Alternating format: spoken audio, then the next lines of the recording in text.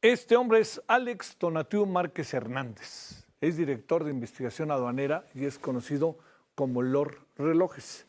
Y este hombre, por otra situación, vuelve a estar en la mira. Esta vez por la compra de un penthouse de 3 pisos en Polanco que consiguió pues realmente a precio de ganga. ¿Por qué?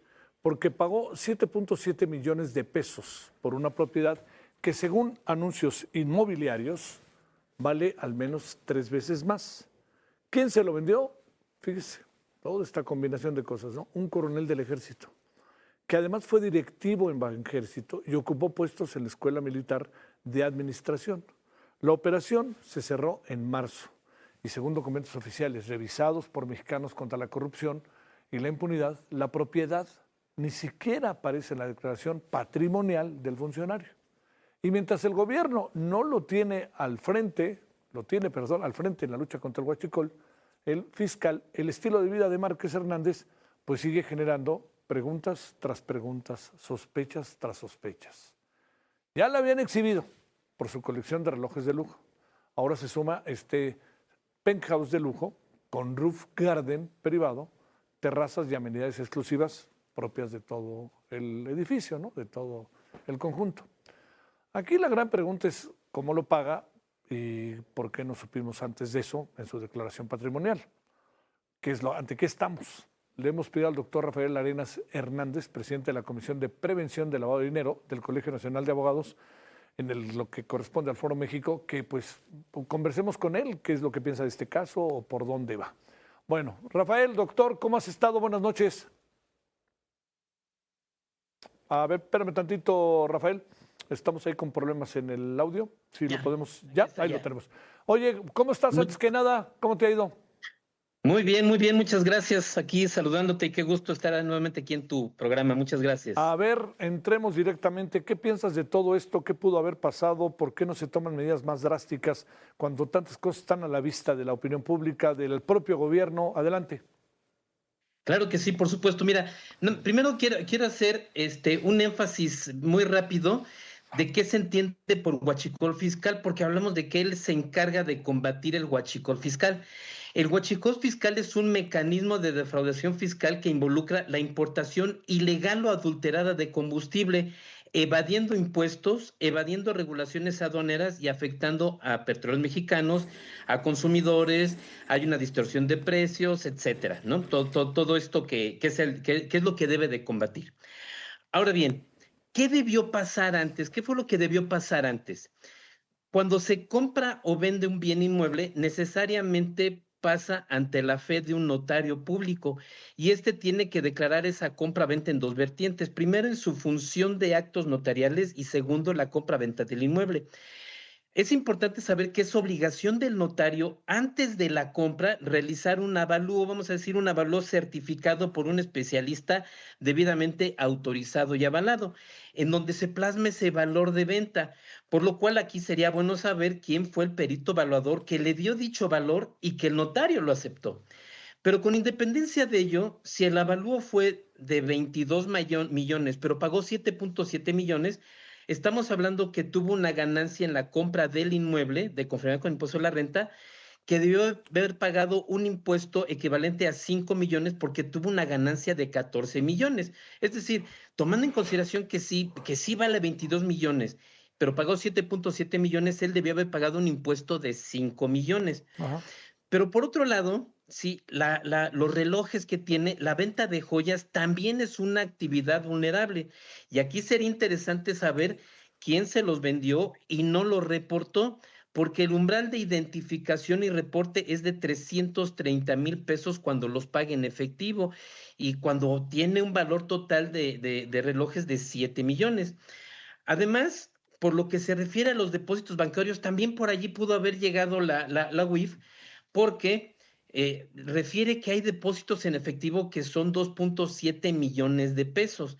El banco debió haber emitido alertas a las autoridades y en especial al SAT por esos depósitos en efectivos, porque los debe de reportar cuando son superiores a 10,000 dólares, es decir, 200,000 pesos. Adicionalmente, de acuerdo a la ley de impuesto a la renta, si el SAT se entera de esos 2.7 millones que lo debió haber sabido porque el banco los debió haber reportado, él cae en un procedimiento que se llama discrepancia fiscal. En pocas palabras, que le tiene que explicar al fisco de dónde obtuvo esos 2.7 millones de pesos y pagar el impuesto. Pero además, si no puede explicar de dónde vienen esos 2.7 millones, entonces se convierte en un delito de defraudación fiscal.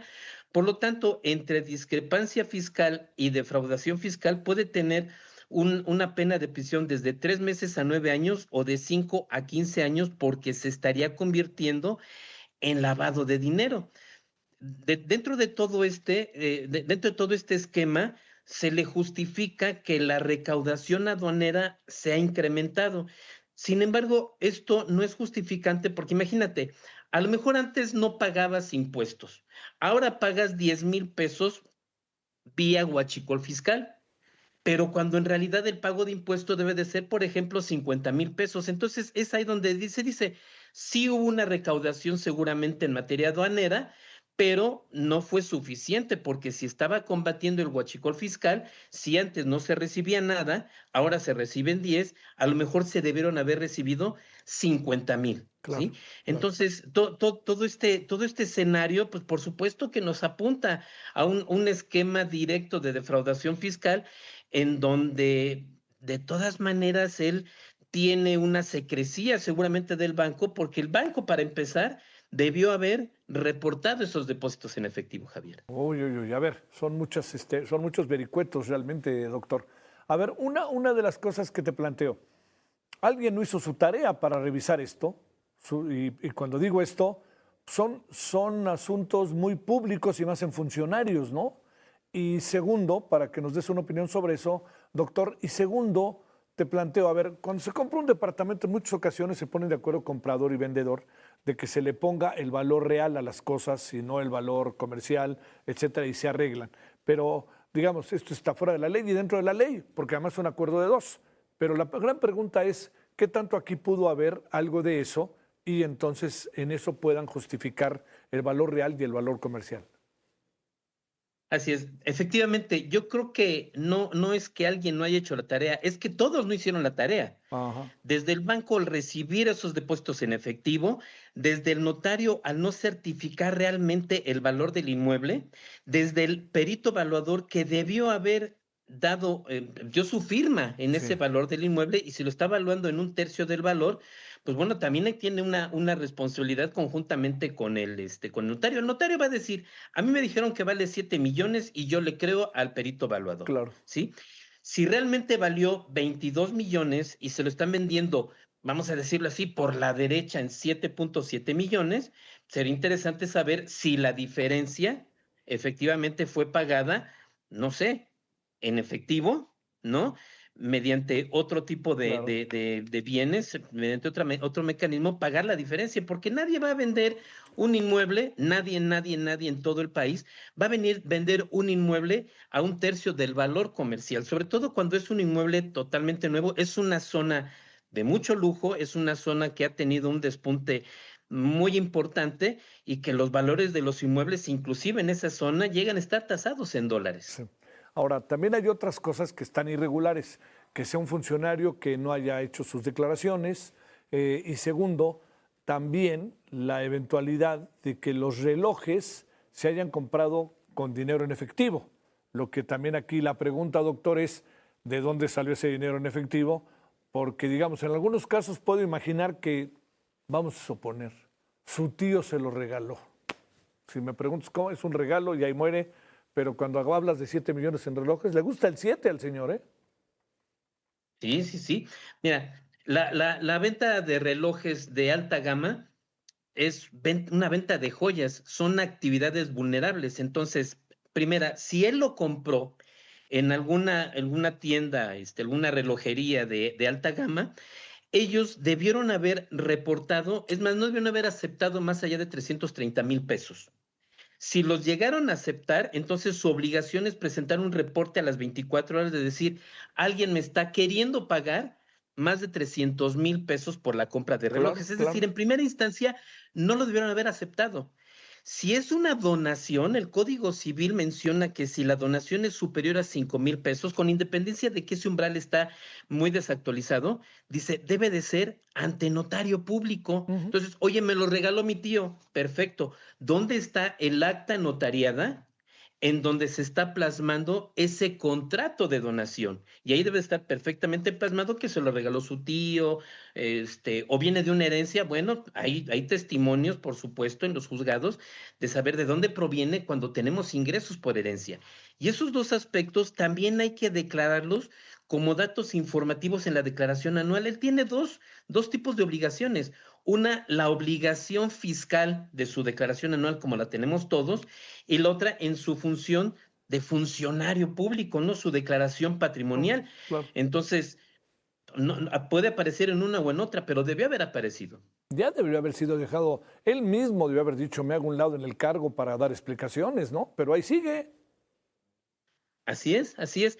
Tener, estar, hay algunos políticos desde hace muchos años que realmente, pues tenían un poco de, pues de ética, vamos a Sí, llamarle de esa manera, ¿no? pudor. En pudor, Sí. exactamente, en donde, pues bueno, pues no tenían, no exhibían todo este tipo de bienes al público. Hoy por hoy están muy exhibidos en materia en redes sociales. Es muy rápido, en 3 minutos puedes saber el reloj que trae una persona con el celular, Sí, escaneas, sí, sí, buscas y sí, en ese sí. momento sabes cuánto es. Sí, sí, sí.